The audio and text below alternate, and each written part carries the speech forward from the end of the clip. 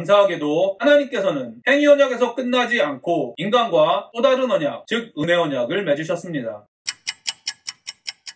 만약 하나님의 언약이 행위 언약으로 끝났다면 인간은 소망이 없습니다. 왜냐하면 구약이 하나님께 온전한 순종을 한 사람이 없다는 것을 증명하고 있기 때문입니다. 그러나 감사하게도 하나님께서는 행위 언약에서 끝나지 않고 인간과 또 다른 언약, 즉 은혜 언약을 맺으셨습니다. 하나님께서는 인간의 상태와 상관없이 조건 없이 구원을 주신다는 것입니다. 많은 사람들이 하나님의 은혜 언약이 행위 언약을 폐기했다고 믿습니다. 하나님의 사랑이 하나님의 공의를 이겼다고 믿습니다. 그래서 아무리 죄를 지어도 하나님께 순종하지 않아도, 즉 자신에게 변화가 없어도 구원받아 천국에 간다고 믿습니다. 하지만 성경은 그 어디에서도 행위 언약, 즉 율법이 없어졌다고 기록하지 않습니다. 오히려 예수님께서는 자신이 율법을 폐하러 온 것이 아니라 완성하러 왔다고 말씀하셨습니다. 하나님께서 다윗과 약속하신 것은 이미 말씀드렸지만 솔로몬을 통한 육적인 이스라엘 나라에 대한 것이 아니라 예수님을 통한 영적인 이스라엘 나라에 대한 약속입니다. 그리고 하나님께서는 그 약속을 이행하시는 방법을 성경 곳곳에 기록하셨습니다. 특별히 오늘 본문에 기록된 마음을 다하고 성품을 다할 수 없는 사람들을 이렇게 구원하신다고 에스겔서를 통해 말씀하셨습니다. 또 새 영을 너희 속에 두고 새 마음을 너희에게 주되 너희 육신에서 굳은 마음을 제거하고 부드러운 마음을 줄 것이며 또 내 영을 너희 속에 두어 너희로 내 율례를 행하게 하리니 너희가 내 규례를 지켜 행할지라. 하나님께서는 성령의 기름 부음을 통해 굳어진 마음을 제거하고 부드럽게 하는 새 마음을 주신다고 말씀하셨습니다. 또한 성령의 기름 부음을 통해 하나님의 율법을 행하는 사람으로 변화시켜 주신다고 말씀하셨습니다. 여러분, 이 진리만큼은 평생 동안 기억하십시오. 성령의 기름 부음을 통해서만 하나님께 순종할 수 있습니다. 그리고 성령의 기름 부음은 하나님이 약속하신 구원자 예수 그리스도를 통해서만 받을 수 있습니다. 인간이 하나님께 저주를 받지 않고 복을 받는 방법은 하나님께 순종하는 것뿐입니다. 인간이 하나님께 순종하는 방법은 두 가지밖에 없습니다. 자신의 능력으로 하나님께 순종하는 방법, 성령의 기름 부음을 통해 하나님께 순종하는 방법. 만약 여러분의 능력으로 하나님께 순종하실 수 있다고 믿으신다면 열심히 노력하십시오. 하지만 저라면 그렇게 하지 않을 것입니다. 왜냐하면 성경은 아담의 범죄 이후 그 어떤 사람도 자신의 능력으로 하나님께 순종할 수 없다고 기록하고 있고 증명하고 있기 때문입니다. 굳어진 마음은 성령의 기름 부으심을 통해서만 부드러워진다고 말씀하고 있기 때문입니다. 그렇다면 우리가 하나님께 순종할 수 있는 방법은 성령의 기름 부음을 통해 하나님께 순종하는 방법밖에 남지 않았습니다. 그럼에도 불구하고 저와 여러분은 왜 자꾸 우리의 능력과 힘으로 하나님께 순종하려고 합니까? 성령의 기름 부음을 구하는 기도보다 지금 하고 있는 사역들이 잘 되기를 기도하는 이유가 바로 내 힘과 능력으로 하나님께 무엇인가 해드렸다고 생색내기 위함은 아닙니까? 부끄럽지만 저는 이 영상을 통해 말씀을 전하는 사역을 하면서도 저희 지식과 능력으로 감당할 때가 많은 것 같습니다. 물론 기도를 하지만 충분하지 않은 것 같습니다. 저는 그 이유를 이렇게 생각합니다. 바로 성령의 기름 부음을 구하는 기도가 부족하니 겸손함이 사라지고 내 힘과 능력으로 하나님의 일을 할 수 있다는 저의 교만과 싸울 능력이 사라졌기 때문입니다. 하나님의 기준으로 보게 하는 말씀을 묵상하는 시간이 부족하니 사람의 기준으로